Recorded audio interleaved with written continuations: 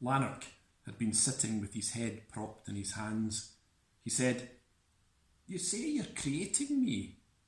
"I am." "Then how can I have experiences you don't know about? You were surprised when I told you what I saw from the aircraft." The answer to that is unusually interesting. Please attend closely. When Lanark is finished, I'm calling the work after you. It will be roughly 200,000 words and 40 chapters long, and divided into books 3, 1, 2 and 4. Why not 1, 2, 3 and 4? I want Lanark to be read in one order but eventually thought of in another. It's an old device. Homer, Virgil, Milton and Scott Fitzgerald used it.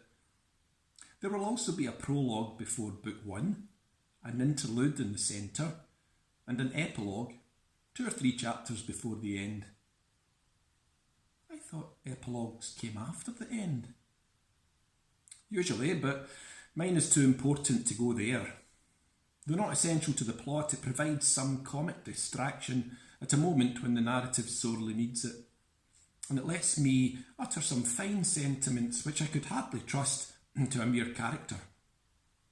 And it contains critical notes which will save research scholars years of toil. In fact, my epilogue is so essential that I'm working on it with nearly a quarter of the book still unwritten. I'm working on it here, just now, in this conversation.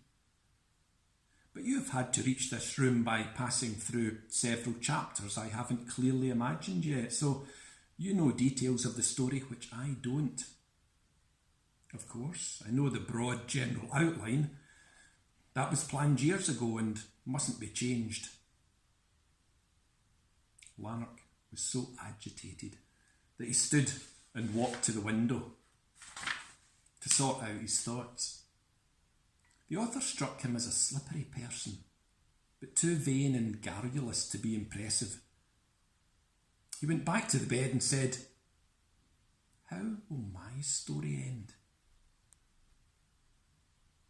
"Catastrophically,"